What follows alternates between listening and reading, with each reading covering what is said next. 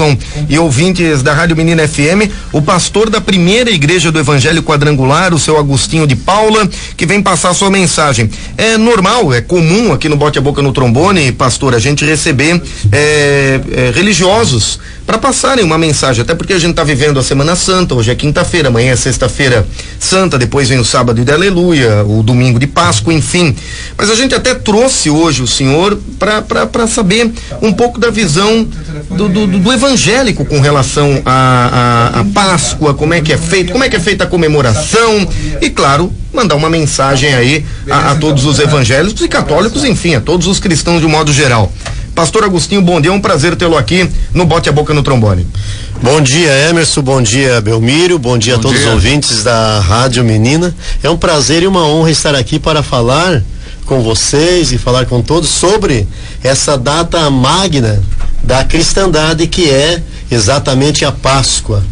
A Páscoa, a palavra da gente é sobre a sua origem que é antiga, dos dias de Moisés, quando Israel, o povo hebreu, estava no Egito. Então aquela nação cresceu e passou de 2 milhões de pessoas. E ali então Deus pediu a Moisés, o grande líder, que celebrasse, fizesse a instituição da Páscoa. Então pela primeira vez foi celebrada no Egito, cerca de 1500 anos antes de Cristo. A Páscoa constituiu-se na morte de um cordeiro e no tomar do sangue do cordeiro, depois de comer as carnes assadas com ervas amargas, que representava o Cristo se entregando ali, era uma tipologia, né, uma sombra daquilo que haveria a ser no futuro. E o sangue, a essência da Páscoa é que o sangue desse cordeiro deveria ser passado nas portas das casas, porque senão a morte do primogênito, o filho mais velho, aconteceria. E então para o povo egípcio isso era uma coisa desconhecida, mas era uma ordenança para o povo de Israel: matar o cordeiro sem mácula, de 1 ano de idade, e o sangue foi para a porta, a morte passou no Egito.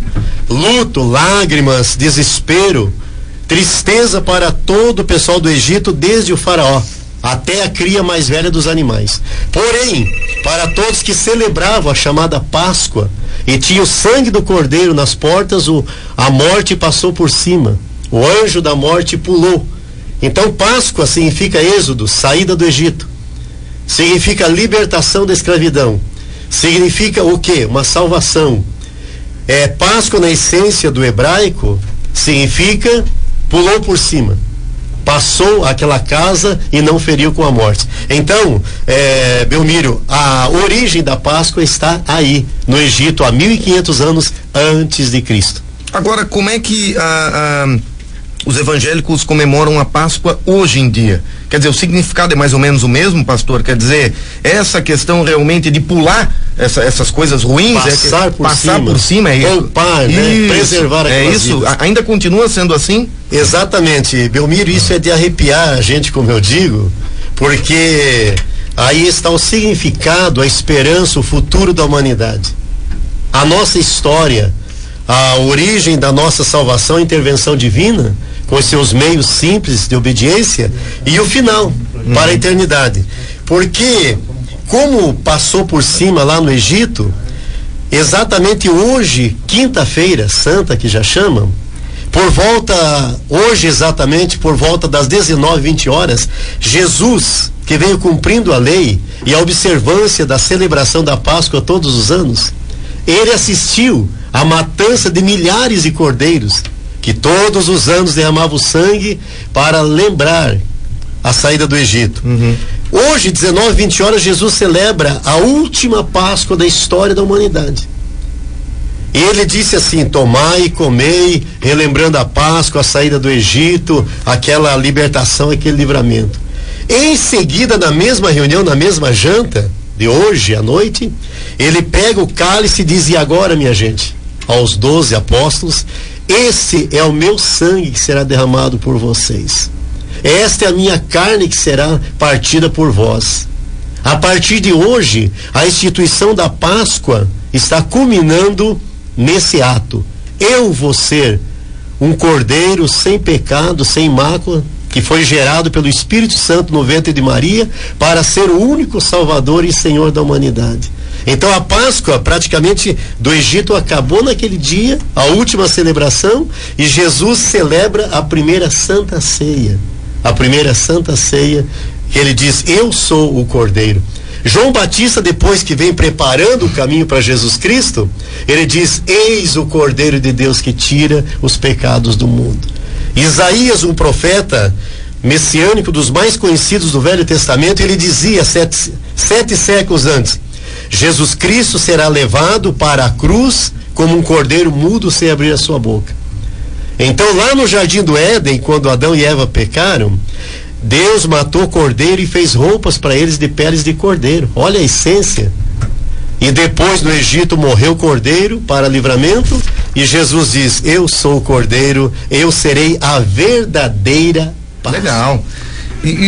Emerson, fica à vontade. Deixa eu só aproveitar a oportunidade em relação a posição, na verdade, dos evangélicos sobre os rituais gastronômicos, por exemplo. A Quaresma, qual é o pensamento? O católico não come carne. Qual é o pensamento dos evangélicos em relação a isso? Qual é o ritual? Qual é a tendência? O que segue o evangelho? Qual é a tradição, digamos assim, né? dos evangélicos nesses rituais todos aí? Normalmente a gente pergunta: o que tem a ver o ovo com o coelho se ele não é ovíparo, né? Não é verdade? Da onde que o coelho bota ovo? Ele é mamífero, tá bom. Aí o ovo é para ser assim com amendoim, pintado do ovo da galinha, como antigamente.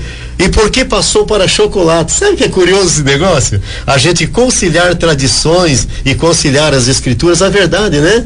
As origens e a sequência no dia a dia, para a pessoa ter o verdadeiro sentimento, para ter o verdadeiro encontro com aquela comemoração. Muito bem. Eu estava pesquisando, até como a gente tem essa obrigação de conhecer a história, e a história do ovo é antigo e vem uma data milenar da China, é coisa de chinês.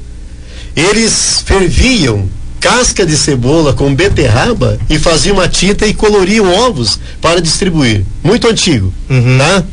Aí depois os franceses vieram e adaptaram na ideia dos ovos chocolate para fazer uma boa venda, deixar a coisa doce e faturar em cima. E deu certo, quem não gosta de chocolate.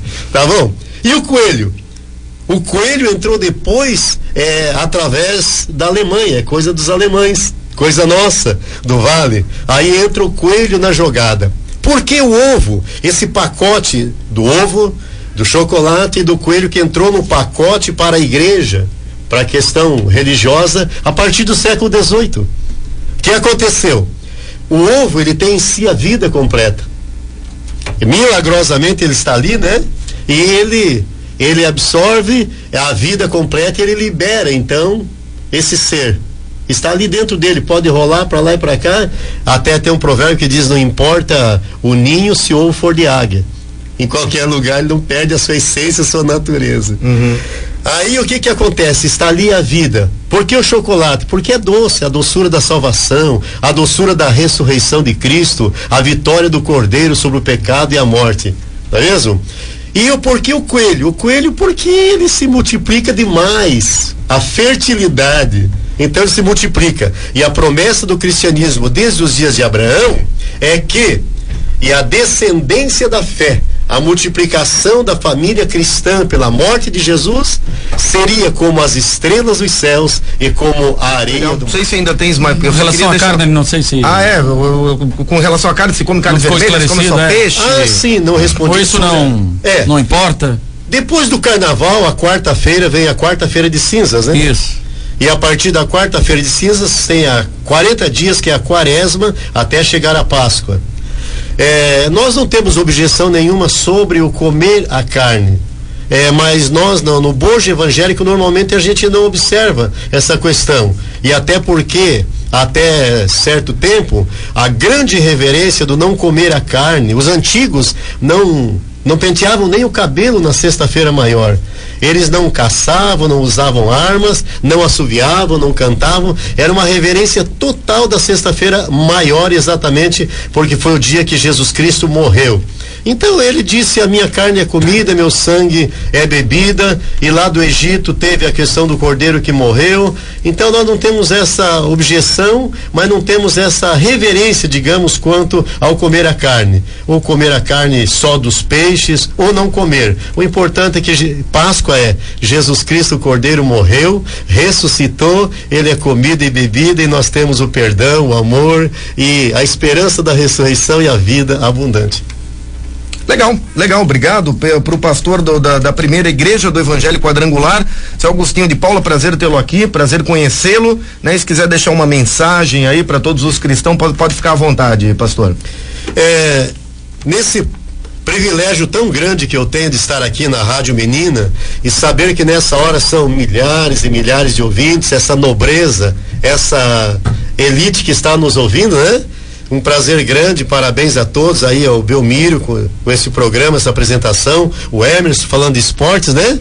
Então Jesus Cristo e ressurreição é bola na rede, é verdadeira vitória, sucesso. Eu quero nesse momento agradecer a Deus pela oportunidade de falar sobre as coisas espirituais e dizer que, assim como no Natal a gente não pode se envolver na grande festa e deixar de lado o aniversariante, assim também a gente não pode comemorar Páscoa simplesmente com os ovos, os grandes ovos de Páscoa, e de repente esquecer de que Jesus Cristo morreu em seu lugar, ressuscitou o terceiro dia. Ele é a verdadeira libertação, a verdadeira salvação, a verdadeira Páscoa. Então a nossa esperança como seres humanos que vivemos essa vida tão breve e às vezes tão caótica na questão da medicina, tão sem esperança para os socorros das dores, e a grande verdade é que nós nascemos e morremos, mas a grande esperança e a nossa salvação é que Cristo ressuscitou, está à direita do Pai, e nós ressuscitaremos e com Ele estaremos para sempre. Obrigado, gente, um abraço, feliz Páscoa. Beleza, tá? Então o pastor da primeira igreja do Evangelho Quadrangular, seu Augustinho de Paula, que falou conosco, os ouvintes aqui da Rádio Menina FM, Emerson.